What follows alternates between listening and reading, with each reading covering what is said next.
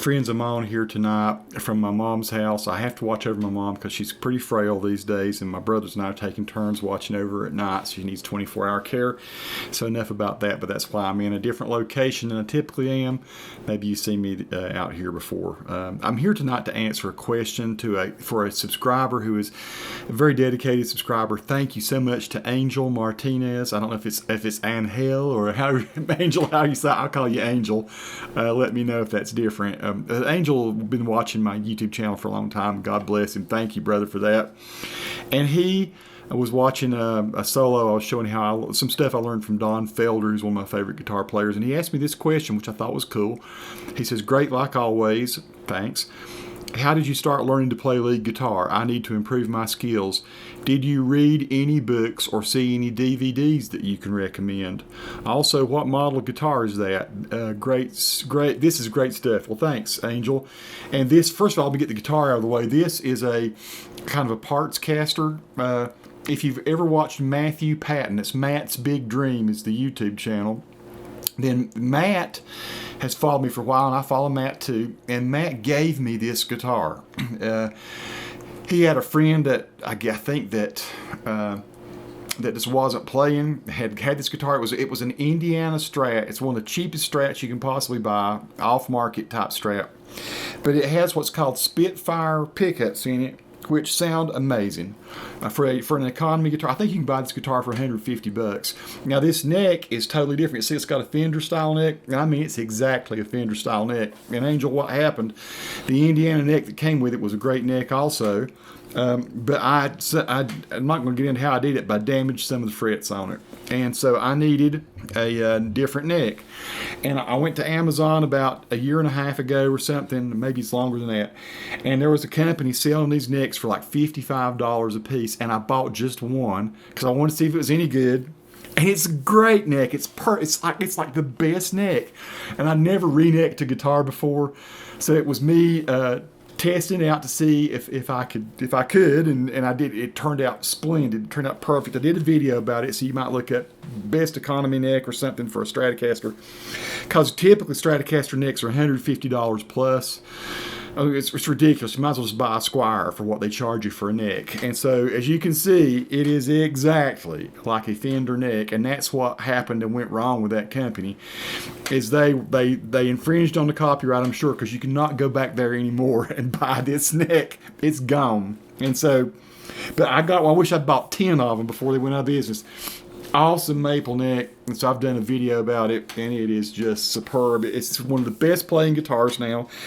These pickups are fantastic, and it's very lightweight. I have never even put a tremolo bar into this right here because I play a lot of my Strats just like a stop tail, and so it's screwed down pretty tight, and I like it that way. And I don't have an amp with me tonight. I don't bring an amp up here to my mom's. I just play like I'm playing, so with acoustically, so I don't wake her up. And I've got a Scarlett here that I can run into if I want to go into my computer and actually record the sound of this. But this is the guitar that I was playing in that. And then I'm going to answer the rest of your question. How did I start learning how to play lead guitar?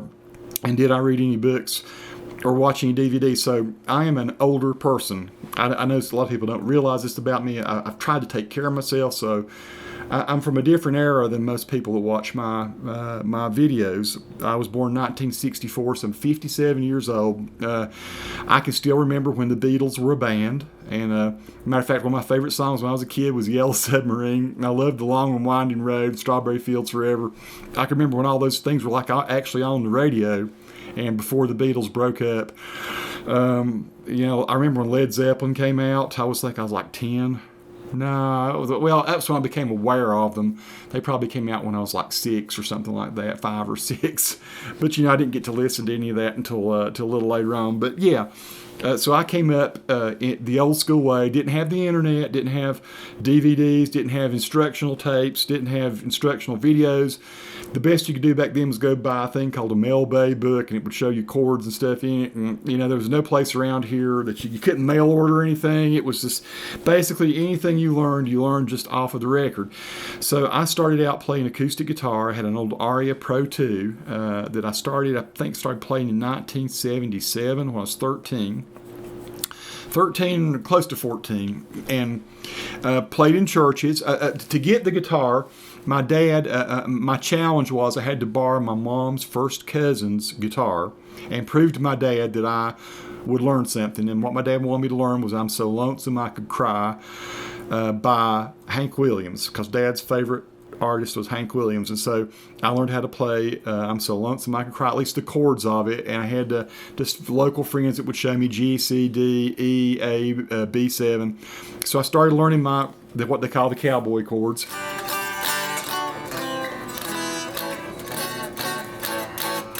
And so I started learning how to play songs and stuff then. And I would play in church. And I remember the first time I ever tried to learn how to play lead guitar, it was about maybe 6-8 months into me playing. So I was about 14 or so. And it was Amazing Grace. And in church we played Amazing Grace in G, right? Amazing Grace, how sweet the sound that saved a wretch like me. I'm not a singer. I once was lost. Okay, I'm going to bar chords I didn't know back then. Lost, but now am found. Was blind, but now I see. So that was kind of what I did, and I was in a little group. They wanted me to play a solo for it, and so just messing around on the neck of the guitar, I went. So. And I remember on my acoustic guitar, I could bend up. I had seen people like Roy Clark on Hee Haw. We used to watch the old Hee Haw show. If you don't know what that is, Google it and you can find it. And Roy Clark would do solos. So I knew that was the kind of thing a lead guitarist did.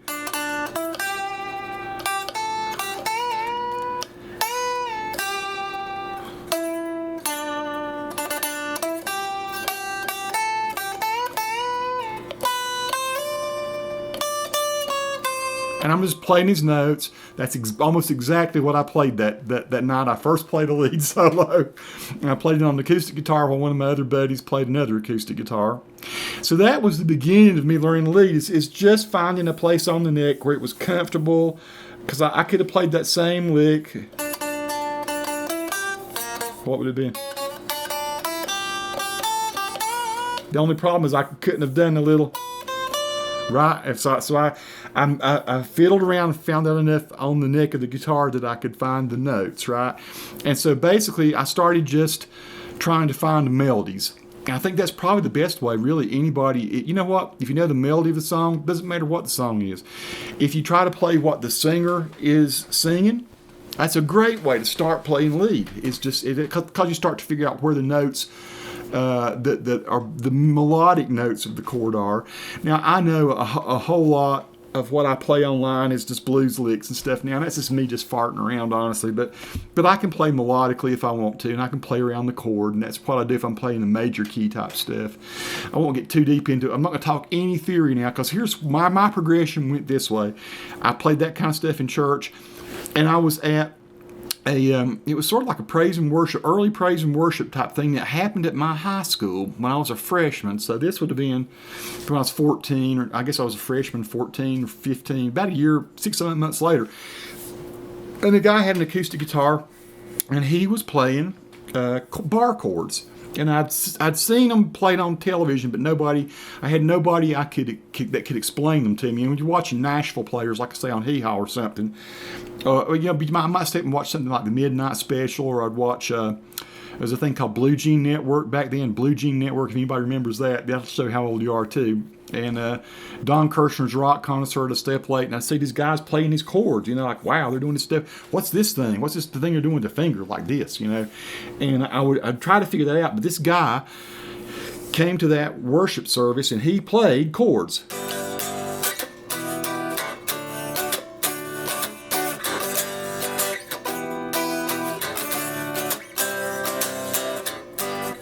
And so I went up after it, and I noticed he'd be playing a C up here.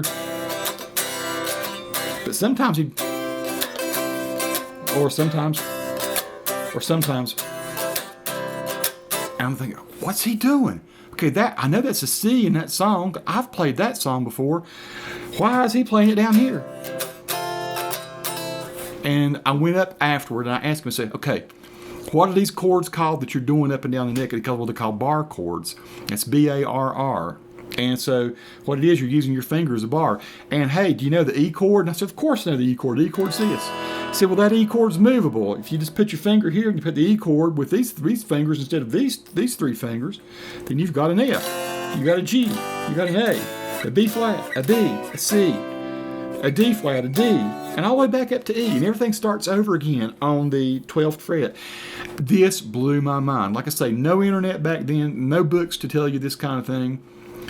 That was like the most eye-opening. All of a sudden, I went home and every chord I knew. He said, so you know you can do the same way the A. You got your A here, B flat, you know, B, C, D flat, D, E flat, E, F, G flat, G.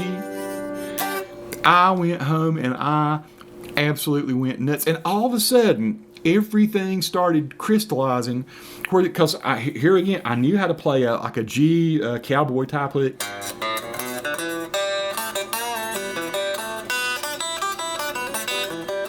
Wow, that might work for A if I did it here.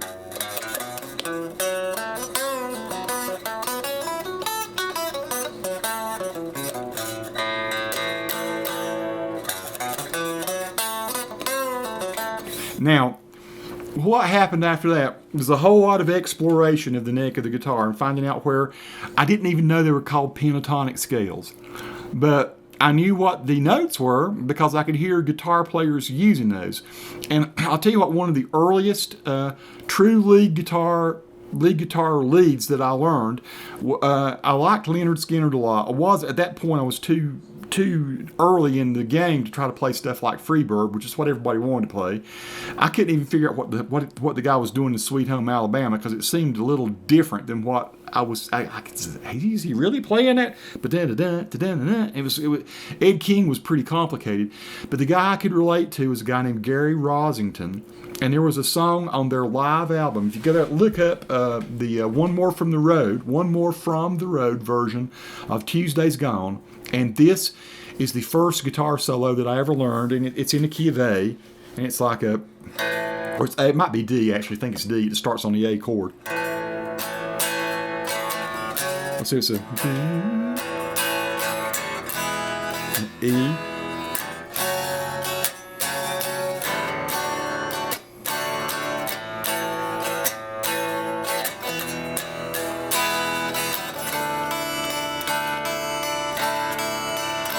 Well, Gary Rosington starts that solo. It's not the same as the studio version. The live version starts with a really cool note. It's something like a... Then it goes...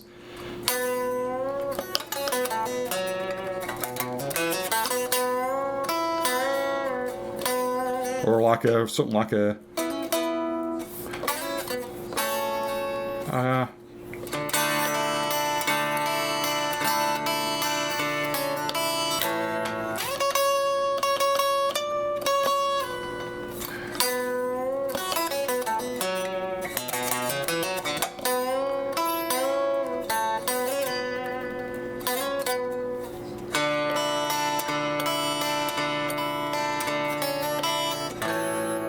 So that was a revelation to me. I could hear all these pentatonic notes.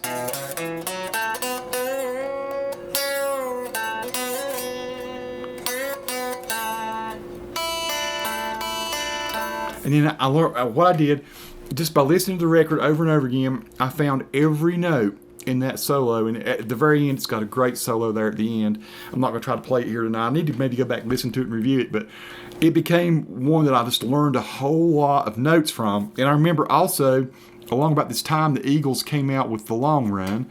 Now, this was a little bit later, but that was another very simple, some very simple songs to learn on that. One of them was called I Can't Tell You Why. That might have been 1980. I think I might have been a sophomore in high school, maybe the next year. And that was one I learned from, was I Can't Tell You Why. And it was just dun-dun-dun-dun-dun-dun-dun. It was another very major pentatonic type song. I can't remember even what key it was in. Was it in D minor 7th?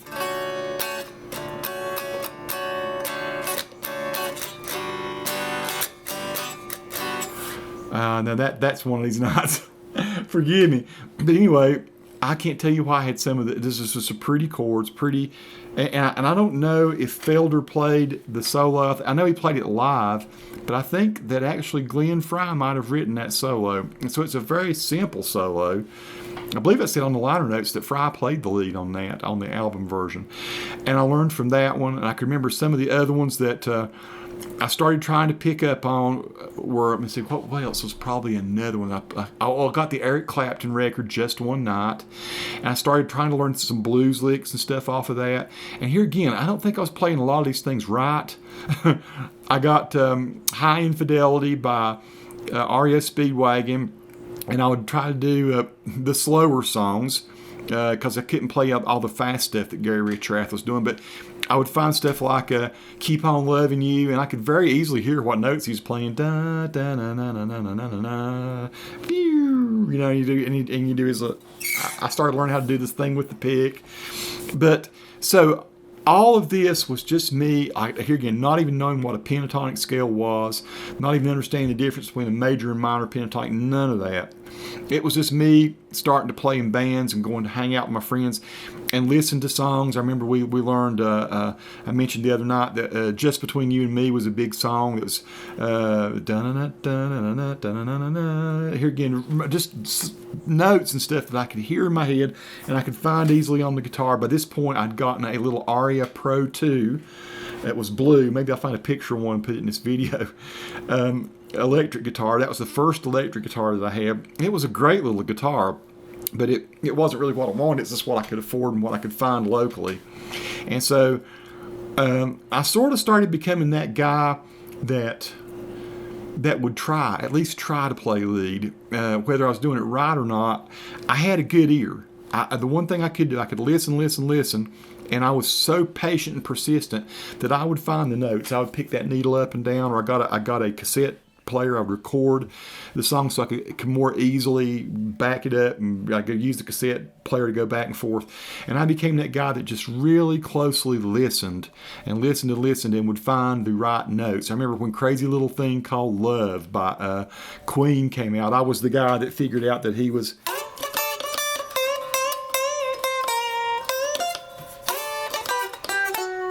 what was it?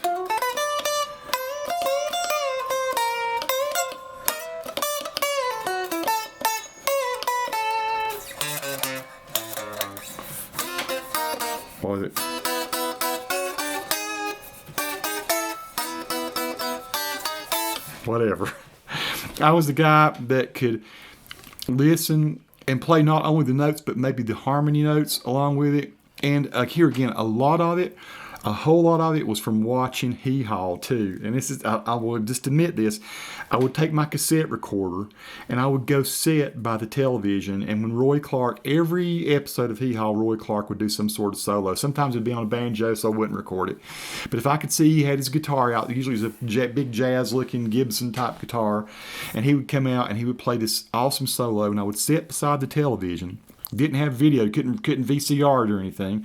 I would just sit beside the TV and I'd say, he's on the 3rd fret, 5th fret, 7th fret, 9th fret, back to 3rd. And I would say these things as I'm watching him play it, and I'm recording the audio. And then I would go back and listen to myself saying where the notes were, what position he was in. He's on the 9th fret, or he's on the 7th fret, he's on the 5th fret, he's on the 3rd fret.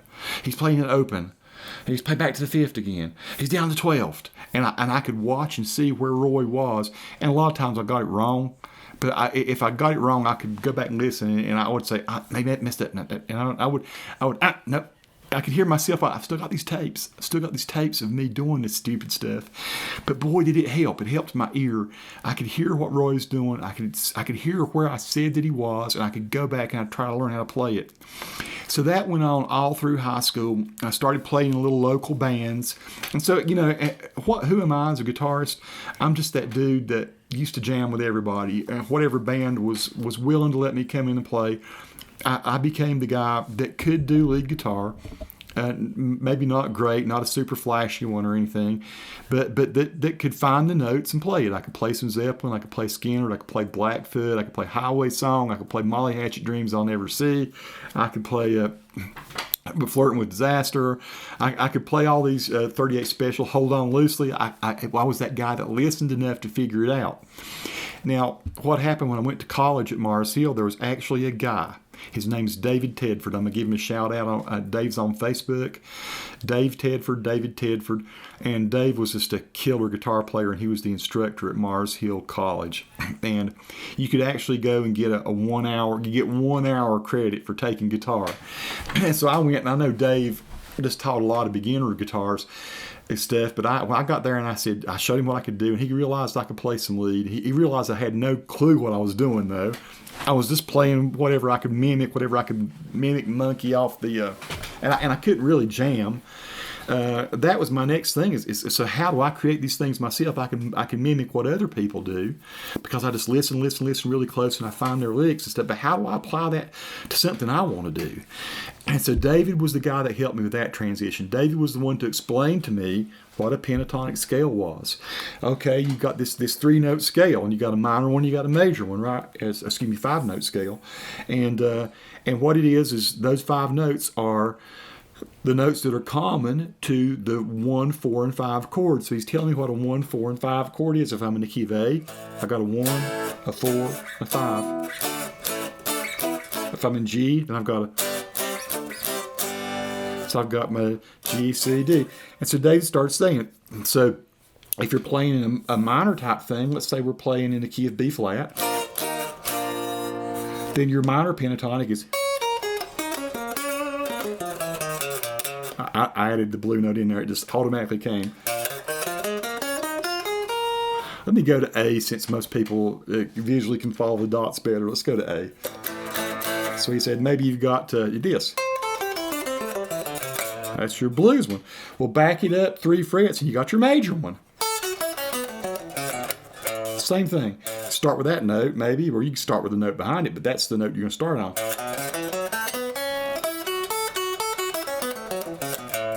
Well, and then you got your minor one.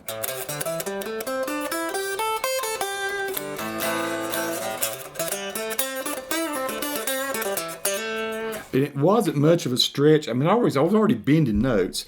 So like stuff like the what they call the blue note, which is this note in that minor chord, in that minor pentatonic, I was already doing it.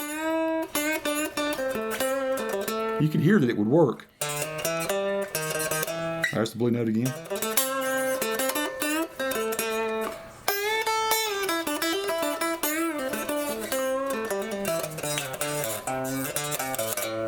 Now, the thing that really blew my mind, though, was when David made me aware. I already knew it was there. I just hadn't figured it out in my head. When David explained to me, well, the pentatonics change. So you got a pentatonic scale. This is, say we're playing the major one. Well, they stack on top of each other. You've also got this one. Sorry about messing it up.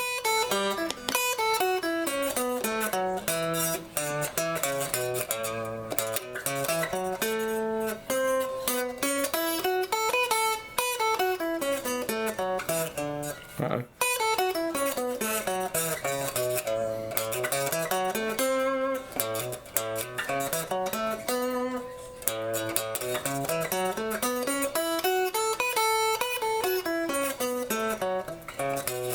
Right?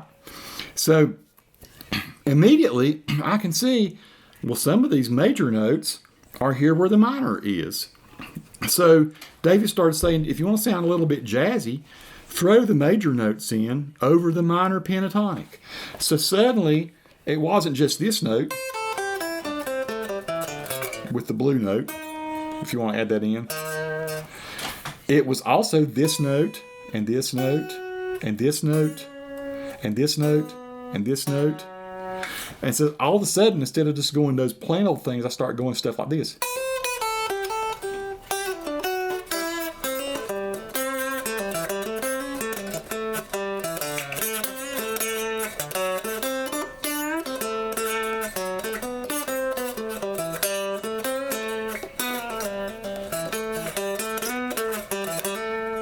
You start figuring out, well, if this is part of the pentatonic here, it's down here as well. So suddenly you can do these things called chromatic runs. You hear me do this in my little jamming all the time.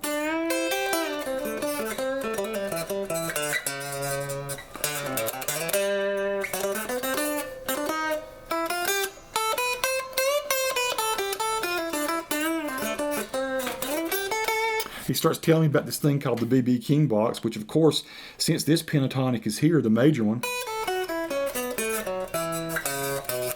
well, of course, it's going to be the minor one here. Same pentatonic, just slid up 3 frets. Right? So here's my minor pentatonic. I don't have to play it here all the time, right? I can go up here.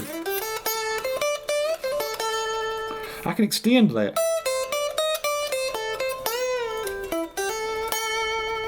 The pentatonic is here.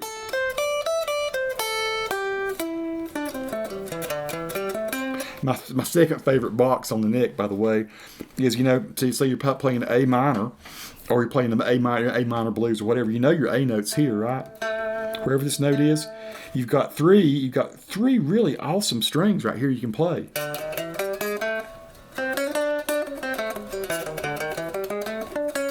And the notes behind them work too. Listen to this.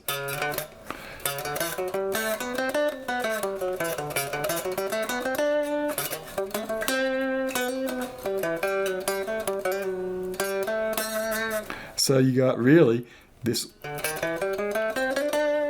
but you can throw these notes behind them in. I call this kind of the most forgotten pentatonic on the neck. That people know it though. People know it because people play an E a lot. They know to go here and do it.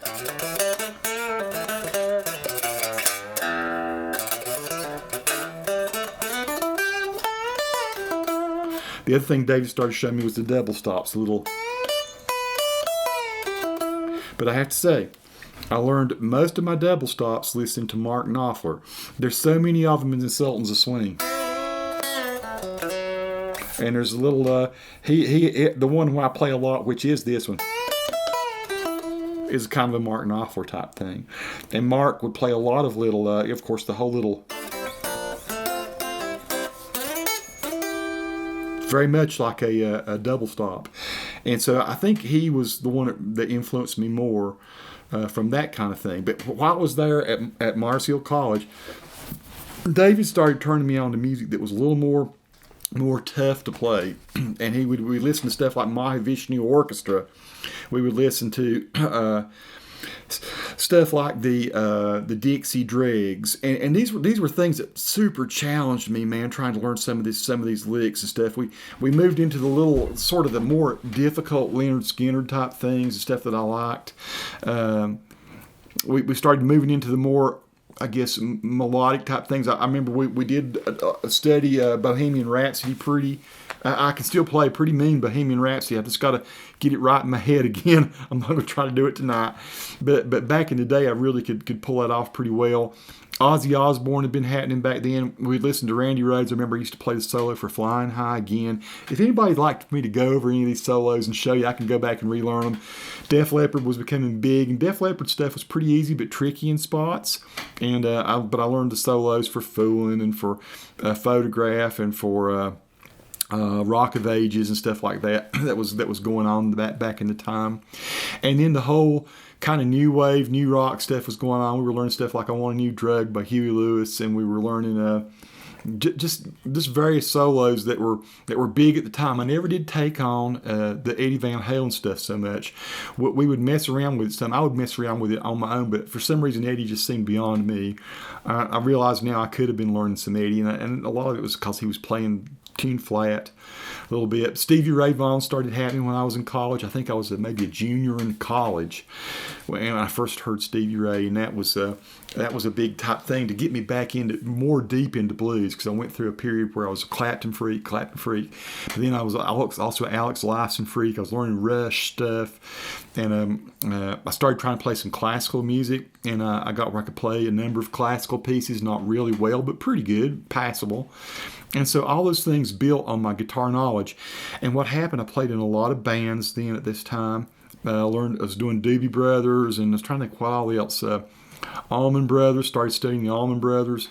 All these things brought little influences to my playing. And back then, I would play 5 or 6 hours a day. I'd do my studies. As soon as I get through my studies, I was grabbing a guitar. I was taking a guitar with me, and I was practicing all the time. And I was playing bands in the Asheville area, and then back in my hometown. Anywhere I could find a gig to play, I was going out and playing. And I will say this about my attitude toward music is most of my buddies were into it because of girls, thinking they were going to get the attention of girls. That was never, ever my motivation. And I don't think I've still this day ever gotten a girl or a woman because of my musicianship. And maybe I could have. I don't know. All I know is I was so seriously into the music. And then when the gig was over, I was never a person that did drugs or drank or anything. Or I would start wrapping up my chords, get my 1 or 2 little pedals that I could afford, my PV amp. I had a Strat. I had an American Strat, a red American Strat back in the day when I was playing college. Had a DiMarzio in it, and it had a Kaler tremolo on it. I got it for like $500 at a music store down in Asheville. I wish I'd never sold it because it was really quite a nice Strat. It had a maple neck. It was a 70s Strat with it was candy apple red. The Kaler was gold hardware. I ended up selling it to one of my best friend's cousins, and he like stripped it and put a painted it black, put skull and crossbones on it. I guess maybe he still got it. I'd love to hunt him down and see if I could buy that guitar back from him because I loved it. But I was hard up for money at the time. And it was not long after that, after I got out of college, that I needed another good guitar, and that's when I bought my '89 American Telecaster. And that sort of started me down a different road. I started trying to learn some country stuff then. I started trying to learn what these country people like Albert Lee were doing. And so I gained some skills as a country picker, started learning a little bit of chicken picking. I'm still not a master at it by any means, but I can play a little bit of that. I'm 33 minutes into this, so I'm not going to keep on going, but that is to answer your question. Anybody that has ever wanted to know what it is that I'm about and where did I learn, where did I develop, what little skill I have, I'll say this now. I'm not nearly the guitar player I used to be. I wish I was, because at best I might play 30 minutes a day. Or maybe some days not even at all. I still try to play some, but back then in the day, I had probably 60, 80, 100 songs under my belt that I could pull off really well, and I had the licks down, I had the chops, and it's hard to keep it all up here unless you're just doing it every day, and so. It's fun. It's fun for me to go back and challenge myself to learn how did I play Rosanna back in the day? How did I play that solo? And how close was I? It's fun to know, okay, Living, Loving, Made, how did I play that then? Now that I can go back and watch a YouTube video and see Jimmy Page playing that or somebody else playing that with another band. Okay, well, I used to play Flying High again. Was I playing that right? Was I doing the way Randy Rhoads would do it? Well, here's Gary Richrath or here's Dave Amato doing Take It On the Run. How did he play that solo? And so I go back now and watch those things. I think, well, these are all songs I used to play. And wow, Jessica by the Allman Brothers. That was a song I loved to play a lot. Again, I Know a Little by Leonard Skinner. China Grove by the Doobies, or More Than a Feeling by Boston, or Hitch a Ride. All these songs were songs I played in bands, Heart of Rock and Roll, stuff like that. We would play Huey Lewis. One of the things that was crazy, I was in a band with a girl lead singer for a while, and so I had to learn how to do some of the chick songs and stuff too. And then there was stuff like, one of my favorite solos to play for a while there was the one in Everybody Wants to Rule the World by Tears for Fears. I loved that solo, and it was a very stratty kind of solo. I could still play that. The whole U2 thing started happening. I'm trying to learn U2 licks, which was easy and then deceptively difficult to get it just right when you don't have maybe the right kind of delay or something to use to create that sound that Edge was doing. But all of these things, the Tom Petty stuff that was coming out back then was great, and I was trying to learn all the things that Mike Campbell was doing, Don Henley. Stuff like Boys of Summer, and just learning the little licks that Danny Korchmar or whoever it was playing on some of these songs were doing. I think he did all I want to do is dance. I never was a good slide player. I did perform some. We would do Train by Blackfoot, and I would play the slide on that and do passable good on it. But more than anything, I was just that guy, like I said, that could find the notes, could pick them, could when it came time to lay it down, I could lay it down. I never freaked out and couldn't remember how to play the song or anything like that. I was pretty calm and cool because I was really practiced up and I was very analytical about it. But that was my little journey from church to experimentation to just listening, practicing, getting a little bit of theory in my head with a guitar teacher, and then just an awesome time, the whole music explosion. So many great songs to listen to back in the day. I mean, here I am trying to learn She's a Beauty, One in a Million Girl, or whatever, by the Tubes or something, or you got the whole all Kansas stuff, and you're listening to Deep Purple, and you're listening to the Cars. I mean, Elliot Easton was just so splendid, such a great player. I'm listening to Journey and Neil Schon, and learning those real melodic lines that he played. And you got Bryan Adams coming out, and I cannot remember the dude's name that's the lead guitar player for Bryan Adams, but he played some very tasteful stuff, and I'm trying to learn that stuff, and just all of that. It was a guitar age that is bygone somewhat. I mean, it was on the radio all the time. People loved it. That's what people expected to hear. They expected guitar solos, and of course that all kind of died later in the 90s. And it's still guitar-oriented rock, a lot of it, but not the flashy stuff, not the stuff that I thought was really cool. And so that was. You might hear those tiny little elements of all that stuff when I'm playing. So Angel, this video is for you. You may have only watched 5 minutes of it, and I wore you out. And folks, apologize for that. But for anybody moving forward that asked me that question, I've made this video, and I can tell them exactly what my path to learning how to play was. And it wasn't always lead guitar. It could have been rhythm. I played in some bands where there were other great lead guitarists, and I had to concentrate more on playing the rhythms. And I'm glad I did that. I still, to this day, am not the rhythm guitar player I'd like to be. I've got the Mickey Baker books, and I'm trying to learn how to play more the jazz chords and stuff like that, just so I could get more vocabulary. I like watching Greg Koch play. It's Koch. Right, Greg Koch. Go watch Greg if you're not watch him.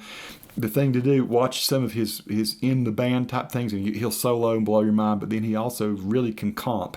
He can really play great jazz chords, and that's why I'm doing the Mickey Baker thing. I think I can pick up some of that stuff that Greg's doing that I don't understand. So I'm still a student of the guitar. I wish I were better. Sorry sometimes if I bore you guys in some of the videos, but I'm just doing the best I can do as a guy who works 10-hour shifts most days, and I'd say at best I might get 30 minutes of practice a day in.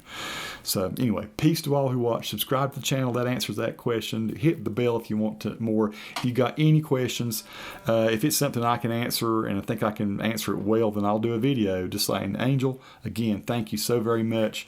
This very same video, Robert Clark was on here again. I'm encouraging people to go to Robert Clark's channel and subscribe. He's doing some very cool, out there, kind of psychedelic, kind of awesome ambient stuff. Go and subscribe to his channel. I'm trying to boost him up till he can get his 1,000 subscribers. Again, folks, many thanks for watching.